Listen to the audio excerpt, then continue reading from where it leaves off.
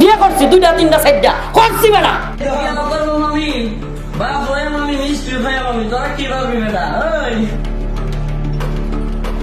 শিশু বক্তা হিসেবে একসময় বেশ সুপরিচিত ছিলেন মাওলানা রফিকুল ইসলাম মাদানী। তবে সাবেক প্রধানমন্ত্রী শেখ হাসিনার শাসনামলে ওয়াজ মাহফিলে সাহসী বক্তব্য দেয় তাকে গ্রেফতার ও নির্যাতনের শিকার হতে হয়েছিল। খানিক আগে একজন প্রশ্ন করেছে যে হুজুর আমাদের রফিকুল ইসলাম মাদানী, আমি শিওর না এটা যদি সত্যি হয়ে থাকে তো ছোট মানুষ, তারপরেও পাওয়ার দিয়েছেন কে? আল্লাহ। ছোট হুজুর রফিকুল ইসলাম মাদানী শিওর দ্বিতীয় বিয়ে করেছে, এটা কি তিনি ঠিক করেছেন? আলহামদুলিল্লাহ। এটা শুধু ঠিক না, এটা ডবল ঠিক। আমাদের এখানে নারী পুরুষের পার্থক্য নিয়ার অ্যাবাউট 50-50, 49.6, 50.4 এরকম পার্থক্য। হ্যাঁ, এরকম পার্থক্য, ঠিক আছে। কিন্তু সেই সমাজে এইভাবে মানে ব্যাপকভাবে এটাকে ঢাক ঢোল পিটানো, আর সবচেয়ে বেশি খারাপ লেগেছে সমালোচনা কেউ করতে পারে ভাই, দুটো কথা বললে কি হয়, যার যাই। দুটো বিয়ে করেছেন, একটু কথা শুনবেন না? কথা শুনতে হবে, আপনার ঘরের কথা শোনাবে, তা আপনার সন্তানরা কথা। রফিকুল ইসলাম মাদানী দ্বিতীয় বিয়ে করেছেন। তার এই দ্বিতীয় বিয়েকে কেন্দ্র করে তাতে শিশু বক্তা রফিকুল ইসলাম মাদানী তিনি দ্বিতীয় বিয়ে করেছেন। তার এই দ্বিতীয় বিয়ে করার পর নেটিজেন বা সোশ্যাল মিডিয়ার মাধ্যমে যে সমস্ত মানুষ ইসলাম বিদ্বেষী এবং হুজুরদেরকে ঘৃণা করে তাদের উত্তাল শুরু হয়ে গিয়েছে। মনে হচ্ছে রফিকুল ইসলাম মাদানী হয়তো বা পতিতালয়ে গিয়ে ধরা খেয়েছে। যারা সব সময় অবৈধ সম্পর্কে লিপ্ত থাকে, যারা পরকীয়া করে, তারাই ফেসবুকে এই মাদানীর দ্বিতীয় বিয়ে নিয়ে মন্তব্য করছে এবং তার অনেক বাজে কথাগুলো বলছে। অথচ এই দ্বিতীয় বিয়ে করাটা একটা জায়েজ কাজ, যদি তিনি মেনটেন করতে পারেন তিনি করবেন, এটা ইসলাম সম্মত দিয়েছে এবং রাষ্ট্রেরও কোনো বাধা নাই। কিন্তু এ সমস্ত সেকুলার, এ সমস্ত বামদের বাধা হয়ে দাঁড়ায়, কারণ তারা হুজুরদের কোনো কিছুই, তারা নারীবাদী, নারীদের সম্মান দেওয়ার কথা বলে মূলত নারীদেরকে অপমান, নারীদেরকে অধিকার থেকে বঞ্চিত করে রাখে। দর্শক, আমরা আলোচনা করব এর আগে রফিকুল ইসলাম মাদানীর এই বিবাহটা নিয়ে গুরুত্বপূর্ণ করে আলোচনা শুনবো। আলোচনা করেছেন তারেক ভাই, আলোচনা শুনবো এবং আরেকজন হুজুরের যে রফিকুল ইসলাম মাদানী যে বিয়েটা করেছেন, বিয়েটা আসলে করা যুক্তিসঙ্গত কিনা। আসসালামু আলাইকুম। এই বিষয়ে আমার জবাব দেওয়া উচিত না, আমি এই বিষয়ে সমালোচনাকারীও না। তো এই লেখাটা, আমি তো রফিকুল ইসলাম মাদানীকে ফলো করি, মানে তার পেজটা লেখালেখি দেখি, ভালো লাগে। ইসলামিক বিভিন্ন বক্তব্য বা তার স্পিরিট সব কিছু মিলাই তিনি অ্যাক্টিভিজম করেন, সেই জন্য দেখি আর কি। দেখার মতো গুরুত্বপূর্ণ এই সমাজে, অনেক যেহেতু স্প্রেড করে, অনেক বেশি ছড়ায় তার কথাগুলো, সেহেতু দেখতে হয়। তো আজকে যে বিষয়ে ভিডিওটা করছি, যে রফিকুল ইসলাম মাদানী একটা পোস্ট পড়ছিলাম যেখানে তিনি লিখছিলেন যে তার যারা সমালোচনা করছে তারা হলো পতিতার ছেলে। প্রথমত আমাদের সমালোচনাও অনেক মানুষ করে, তারপরে আমাদের পরে যারা আসবে তাদের সমালোচনাও করবে, এরপরে আপনারা যারা বিভিন্ন ধরনের মতদর্শে বিশ্বাসী তাদের সমালোচনাও মানুষ করবে। কিন্তু কোনো সমালোচনাকারীকেই পতিতার ছেলে এভাবে বলা উচিত না। এইটার প্রতিবাদ করার জন্য আমি আসছি। আপনার সমালোচনা যে কেউ করতে পারে, এই ভাষায় বলা ঠিক হয়নি। তো যাই হোক, এখান থেকে শুরু করলেও আমি একটু রফিকুল ইসলাম মাদানী, তার সঙ্গে প্রাসঙ্গিকতা কিভাবে, তিনি যখন জেলে ছিলেন, আমি জাস্ট আমার ইচ্ছা হয়েছিল তাকে দেখতে যাব। তো দেখতে গিয়েছিলাম কাশিমপুরে। তো অনেক চেষ্টা করেও দেখার অনুমতি পাইনি, তিনি অনেক পেরেশানিতে ছিলেন, তার সঙ্গে দেখা করার অনুমতি দিচ্ছিল না। এবং সেই সময় আমি তার নামে 3,000 টাকা আমি একটা অ্যামাউন্ট জেলখানায় দিয়ে এসেছিলাম যাতে তিনি খেতে পারেন। তো এইটুকুই রফিকুল ইসলাম মাদানীর সাথে আমার সম্পর্ক। পরবর্তীতে বা আগে বা পরে কখনো তার সাথে আমার ফোনে কথা বলার সুযোগ হয়নি, দেখা হওয়ার সুযোগ হয়নি। বাট আমি তাকে দেখার জন্য এখান থেকে কাশিমপুরে গিয়ে অনেক চেষ্টা করে, প্রায় একদিন সকাল থেকে শুরু করে বিকাল 4টা পর্যন্ত আমি সেখানে অপেক্ষা করেছিলাম করার জন্য। কোনোভাবেই দেখা করার অনুমতি দেয়নি তার সঙ্গে, এবং শেষে বিকাল তার নামে 3,000 টাকা দিয়ে এসেছিলাম। তো এই কারণে একটু এইটুকুই যোগাযোগ আর কি, তার আগে পরে কখনো সামনে সামনে ওইভাবে কথা বলার সুযোগ হয়নি। তো আপনার হলো বিষয়টা বলছি, যে তিনি বলছিলেন যে যারা তার সমালোচনা করছে তারা পতিতার ছেলে। এই কথাটার আবারও প্রতিবাদ জানাচ্ছি। আপনার সমালোচনা করলেই সবাই পতিতার ছেলে হবে না। হ্যাঁ, মতদর্শগত বিষয় আছে। আজকে ছোট ছোট কয়েকটা পয়েন্টে কথা বলবো। আমার উস্তাদ যার কাছ থেকে আমি শিখেছি। বগুড়া জামিল স্যার একজন ওস্তাদ। ছোটবেলায় তিনি আমাকে বিভিন্ন পরামর্শ দিতেন। তার কাছ থেকে আমি হাদিস শিখতাম। তার পরামর্শগুলো আমি মেনে চলতাম এবং তার অনেক দিক নির্দেশনা আমার জীবনে বহু সংকটময় সময়ে রাজনৈতিক এবং বিভিন্নভাবে তার পরামর্শগুলো আমি এখনো মনে রাখি। ছোটবেলায় বগুড়া জামিল মাদ্রাসা বারান্দায় আমরা স্কুলে পড়তাম, বাট ওখানে একটা মক্তবের মতো পড়াশোনার ব্যবস্থা ছিল, হাদিস শেখার ব্যবস্থা ছিল, কোরআন শেখার ব্যবস্থা ছিল। সেখানে আমার অধ্যয়নের একটু সুযোগ হয় আরকি, ছোটবেলার কথা বলছি। তো সেই জায়গা থেকেই আমার মনে আছে যে হুজুর আমাকে বলেছিলেন যে কোরআনে সালাত সালাত কায়েম করার বিষয়ে ৮২ বার বা ৮৩ বার এরকম একটা আদেশ আছে। সালাত কায়েম করো, সালাতের বিষয়ে, সালাতের গুরুত্ব বিষয়ে। তো আমার প্রশ্ন হলো, রফিকুল ইসলাম মাদানী সহ যারা বিয়ে বহুবিবাহ বিষয়ে অনেক বেশি প্রচারণা করছেন, তাদের কাছে জিজ্ঞাসা যে সালাত কায়েম করার জন্য, সালাত প্রচার করা, সালাত প্রতিষ্ঠা করার জন্য ৮২ বার আদেশ আছে। বহুবিবাহ প্রতিষ্ঠা করার জন্য কতবার আদেশ আছে? কতবার আদেশ আছে? আমি জিজ্ঞাসা করছি, কিন্তু আদেশের কথা বলছি। অনুমোদন এবং আদেশ কিন্তু এক জিনিস না।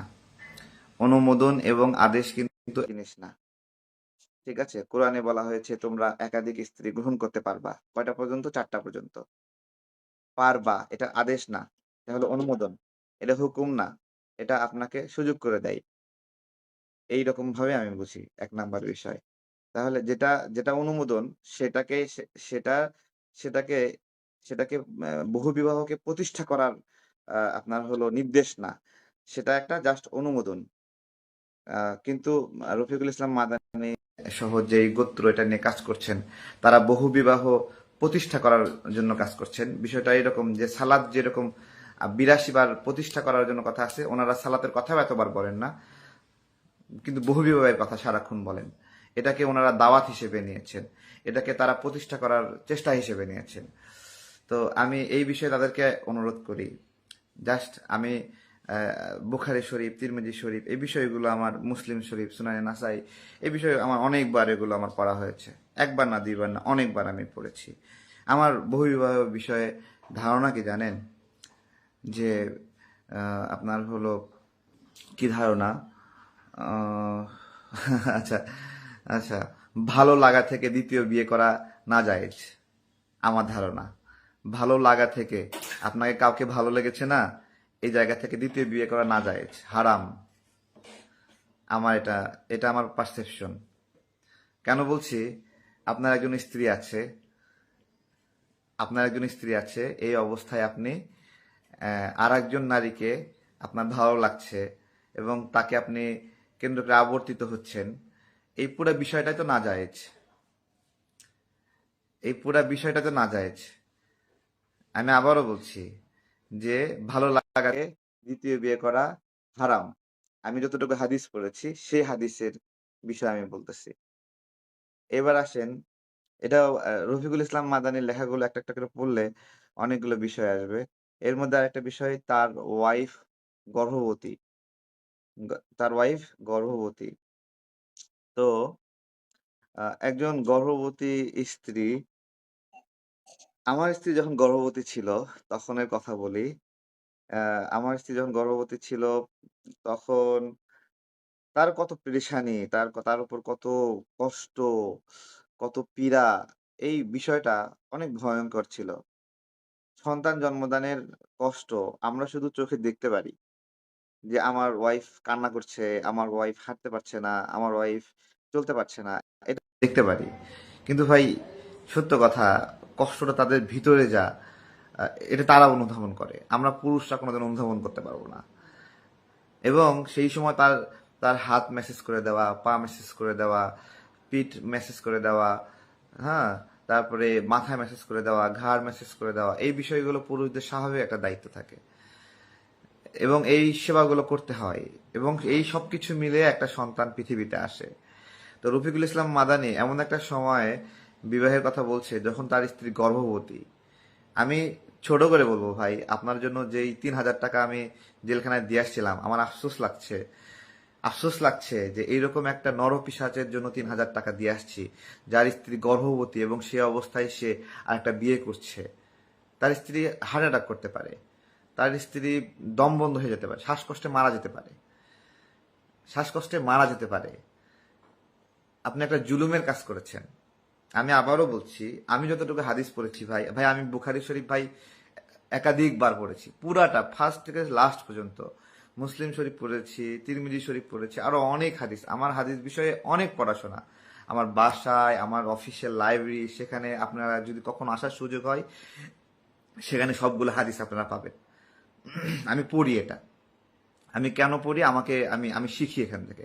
শুধু আমি পড়ি, আমি বাইবেল, আমার কাছে বাইবেলের সংগ্রহ আছে, আমার কাছে বুদ্ধের বইও আছে। আমি পড়ি এটা, আমার জানতে হয়। আমি আমি আমি শেখার চেষ্টা করি। হ্যাঁ, হ্যাঁ, ভালো লাগা থেকে দ্বিতীয় বিয়ে করা হারাম। আমি আবারও বলছি, এটা করতে পারবেন না। এবার আসেন, দ্বিতীয় বিবাহ করার ক্ষেত্রে আদেশ করা হয়নি। দ্বিতীয় বিবাহ আদেশ না, দ্বিতীয় বিবাহ হলো অনুমোদন। কিসের জন্য অনুমোদন? প্রয়োজনের জন্য অনুমোদন। আসি, একটা একটা ছোট ঘটনা দিয়ে আমি এই ব্যাখ্যাটা নিয়ে আসবো। আমাদের আমাদের দাস প্রথা ছিল, এবং দাসীর সঙ্গে সঙ্গম করা বৈধ ছিল। একজন দাসীর সঙ্গে সেক্স করা বৈধ, ঠিক আছে? এবং দাসী হলো মালিকের সম্পদ। তো এবং সন্তান জন্ম দিতে পারবে দাসী, হ্যাঁ, তার মালিকের সন্তান জন্ম দিতে পারবে। এইটাই ইসলামে অনুমোদন। এবার আসেন, আমার যে হাদিসের জ্ঞান, সেটা আমি আলোচনা একটু শুরু করি। যে আপনি অনেকে, আপনাদেরকে একটা প্রশ্ন, যে এই যে আদেশ, এই যে নির্দেশনা যে তার সঙ্গে সেক্স করা যাবে, দাসীর গর্ভে সন্তান জন্ম দেওয়া যাবে, এইটা একই বৈধ না। আমি আপনাদেরকে জিজ্ঞাসা করতেছি, এই হাদিসের প্রয়োজনীয়তা শেষ হয়েছে কি শেষ হয়নি? এই হাদিস বাতিল হয়ে গেছে কি হয়ে যায়নি? স্পষ্ট করে বলতেছি, এই হাদিস একটু পরিবর্তন হয়নি, এই হাদিস বাতিল হয়নি, এই হাদিস অকার্যকর হয়নি, এবং এই হাদিস আজীবন থেকে যাবে। এই হাদিস কোনোদিন পরিবর্তন হবে না। আজীবন দাসীর সঙ্গে সঙ্গম করা বৈধ, দাসীর গর্ভে সন্তান জন্মদান করা বৈধ, এটা আজীবন বৈধ। এটা কখনো বাতিল হয়নি, কখনো বাতিল হবে না, এবং এরকম সুযোগ নাই যে কোনো আলেম এসে এটা বলবে এটা বাতিল হয়ে গেছে। আমার হাদিস পড়ার অভিজ্ঞতার কথা বলছি। কি বলছে? কি কি শর্ত ছিল? দাসী কিভাবে গ্রহণ করা হয় সেভাবে আমি বলি। কোনো যুদ্ধ শেষে পরাজিত পক্ষের গোত্রের লোকেরা যখন আটক হয়, গ্রেপ্তার হয়, তখন তারা দাস হিসেবে গ্রেপ্তার হয়। তাদেরকে হাটে বাজারে কেনা বেচা হতো, এবং সেইটা কেউ কিনে নিত। যে দাসকে বা দাসীকে কিনতো, সে তার মালিক হয়ে যেত। এরপরে সেই দাসীর সাথে আপনি সঙ্গম করতে পারতেন, আপনি সেই দাসীর গর্ভে সন্তানও জন্ম দিতে পারতেন। এটা কেন? এটা কি অযৌক্তিক কোনো বিষয় ছিল? তাহলে বলি, যখন কোনো যুদ্ধ হয়, তখন যুদ্ধে বিজয়ীরা নারীদের নিয়ে উচ্ছ্বাস করত, তাদেরকে ধর্ষণ করত, তাদেরকে ব্যভিচারে বাধ্য করত, এবং নির্যাতনের শিকার হতো, গণধর্ষণের শিকার হতো, নিপীড়নের শিকার হতো। এই অবস্থা থেকে বাঁচতেই দাসীদেরকে মালিকের ব্যবস্থাপনায় দেওয়ার জন্যই এই আইন। আমার যে হাদিসের ব্যাখ্যা আমি যতটুকু পড়েছি, এবং এটা কিসের জন্য? ওই পরাজিত গোত্রের নারীরাও যেন সুরক্ষিত থাকে, তাদের সুরক্ষার জন্য একজন নির্দিষ্ট মালিকের আওতায় তাকে দিয়ে দেওয়া হয়, তার জীবন তার কাছে আপনার হলো দিয়ে দেওয়া হয়। বিষয়টা এরকম যে সে যেন সেখানে সুরক্ষিত থাকে। এটা কি এখন বাতিল হয়েছে? এখন দাস প্রথা নাই। আপনার বাড়ির চাকর কিন্তু আপনার দাস না, আপনার বাড়ির কর্মচারী কিন্তু আপনার দাস না, আপনার বাড়ির গৃহকর্মী কিন্তু আপনার দাস না, দাসী না। সুতরাং তার সঙ্গে যৌন সঙ্গম করাও বৈধ না। তাহলে এটা কি বাতিল হয়ে গেছে? আবার যদি কখনো এরকম পরিস্থিতি আসে, এরকম যুদ্ধ বিগ্রহ আসে, কোনো দিন সেই যুদ্ধ বিগ্রহের পরে নারীরা বা মানুষ এরকম কেনা বেচা হয়, আবার যদি মানুষ দাস হয়, আবার যদি নারীরা দাসী হয়, তখন এটা বৈধ হবে। ওই আবার সেই যুদ্ধ পরিস্থিতির জন্য এই হাদিস পরবর্তীতে যা নির্দেশনা আছে তা কখনো বাতিল করা হয়নি, এবং এইটা যা নির্দেশনা তা কিয়াস বা অন্য শর্তের মাধ্যমে বাতিল করা সম্ভব না। এবার আসেন বিবাহের ক্ষেত্রেও কাছাকাছি ঘটনা যে সেই সময় প্রাক ইসলামিক যুগে অথবা ইসলামের প্রাথমিক যুগে তখন প্রচুর যুদ্ধ বিগ্রহ ছিল এবং প্রচুর পুরুষ মারা যেত এবং এলাকা পুরুষ শূন্য হয়ে যেত। সেখানে দেখা যেত যে মাত্র 30% পুরুষ আছে, বাকি 70% নারী। তখন এই নারীদের সুরক্ষার জন্য, এই নারীদের শারীরিক চাহিদার জন্য, এই নারীদের জৈবিক চাহিদার জন্য বহুবিবাহ বিষয়টা সহজ করে দেওয়া হয়েছে অনুমোদনের মাধ্যমে, আদেশের মাধ্যমে না। আবারও বলতেছি, এটা আদেশ না, এটা অনুমোদন। ভাষাগুলো আমাদেরকে বুঝতে হবে। তাহলে এটা কতটুকু বৈধ? এটা আজীবন বৈধ, আজীবন বৈধ। যদি আবার এরকম ইমব্যালেন্স হয় তাহলে আজীবন বৈধ, এবং শর্ত দেওয়া আছে, ন্যায় বিচার করতে পারতে হবে। তাহলে রফিকুল ইসলাম মাদানি বলছে সে হলো দুশ্চিন্তা করছে ন্যায় বিচার করতে পারবে কিনা, সে কনফিউজড, তার আত্মবিশ্বাস নাই সে ন্যায় বিচার করতে পারবে কিনা, এবং সে আল্লাহর কাছে বলতেছে, আল্লাহ তুমি আমাকে ন্যায় বিচার করার সুযোগ দাও। তাহলে আপনি আত্মবিশ্বাসী না যে আপনি ন্যায় বিচার করতে পারবেন কিনা, আপনি আল্লাহর কাছে চাইতেছেন ন্যায় বিচার করার সুযোগ, আপনার আত্মবিশ্বাস না। আপনি অনেক বিষয়ে আত্মবিশ্বাসী, কিন্তু ন্যায় বিচার করতে পারবেন এই বিষয়ে আত্মবিশ্বাসী না। আপনার গর্ভবতী নারী, স্ত্রী যে এখন গর্ভবতী, তার উপরে আপনি এই মুহূর্তে জুলুম করছেন। আপনি বলছেন আপনি ভবিষ্যতে ন্যায় বিচার করবেন। কিভাবে কিভাবে ন্যায় বিচার করবেন বলেন? এত সহজ না ভাই, এত সহজ না। শুনেন, কেউ যদি নিজের ঘরে জীবিত অবস্থায় জাহান্নাম দেখতে চান, তাহলে পরীক্ষামূলকভাবে একাধিক বিবাহ করতে পারেন। ঠিক আছে, করতে পারেন। একটা স্ত্রী নিয়েই পারিবারিক জীবন ম্যানেজ করা অনেক কঠিন, অনেক কঠিন হয়। খাদ্যি খাওয়ার ব্যবস্থাপনা, তারপরে হলো মাইন্ড সেট আপ, মাইন্ড বুঝা, সমাজে চলাফেরা করতে গিয়ে অনেকের সাথে দেখা হয়, কথা হয়, অনেকের সাথে হাই হ্যালো হয়, সেই ফোন, টেক্সট, মেসেজ, এগুলো ম্যানেজমেন্ট, মানে কত ভুল বোঝাবুঝি, কত কিছু। সেখানে আপনার হলো একাধিক স্ত্রী ম্যানেজ করা অনেক কঠিন। আমি কোরআনে দেওয়া ওই আয়াতকে চ্যালেঞ্জ করার আমার সক্ষমতা নাই যে বহুবিবাহ করা যাবে না, এটা চ্যালেঞ্জ করার সক্ষমতা নাই, এটা বলার ক্ষমতা নাই। আমি কোনোদিন বলতে পারি না। দাসীর সাথে সঙ্গম করা চ্যালেঞ্জ করার সুযোগ নাই। এটা মিথ্যা হাদিস না। এটা আবার ওই রকম পরিস্থিতি আসলে আবার বৈধ। আমি মনে করি বিবাহের ক্ষেত্রেও যদি এরকম সমাজে কখনো ইমব্যালেন্স হয়, সব পুরুষ মারা গেছে, 20-30%, 40% পুরুষ বেঁচে আছে, বাকি সব, আমাদের এখানে নারী পুরুষের পার্থক্য নিয়ার অ্যাবাউট 50-50, 49.6, 50.4 এরকম পার্থক্য। হ্যাঁ, এরকম পার্থক্য, ঠিক আছে। কিন্তু সেই সমাজে এইভাবে মানে ব্যাপকভাবে এটাকে ঢাক ঢোল পিটানো, আর সবচেয়ে বেশি খারাপ লেগেছে, সমালোচনা কেউ করতে পারে ভাই, দুটো কথা বললে কি হয়, যার যাই, দুটো বিয়ে করেছেন, একটু কথা শুনবেন না? কথা শুনতে হবে, আপনার ঘরের কথা শোনাবে, তা আপনার সন্তানরা কথা শোনাবে, আশেপাশে দর্শক, আপনারা আলোচনা শুনেছেন এবং রফিকুল ইসলাম মাদানিও ফেসবুকে একটা স্ট্যাটাস দিয়েছে, সেই স্ট্যাটাস নিয়ে তারা কথা বলেছেন। এটা হয়তো বা রফিকুল ইসলাম মাদানি উচিত হয় না, কিন্তু একটা মানুষকে যদি এভাবে টলারেট করা হয়, এভাবে তাকে বিভ্রান্ত করা হয়, এভাবে তার বিরুদ্ধে অপপ্রচার করা হয়, যেখানে তিনি কোনো ভুল করে নাই, সমাজে অহরহ মানুষ অবৈধ সম্পর্ক করছে, অহরহ মানুষ পরকীয়া করছে, এ নিয়ে আমাদের কোনো মাথা ব্যথা নাই, এ নিয়ে আমাদের কোনো সচেতনমূলক ফেসবুক পোস্ট, কোনো কার্যক্রম নাই। কিন্তু দ্বিতীয় বিয়ে, যেখানে এটা ইসলাম এবং রাষ্ট্র দুইটা অনুমোদন করেছে বা কোনোটাই বাধা নেই, সেখানে আমরা এটা নিয়ে আমরা প্রশ্ন করছি। আসলে আমাদের যা করা দরকার আমরা সেটা করতে পারছি না, যা করা দরকার নেই সেটা নিয়ে আমরা মাথা ঘামাচ্ছি।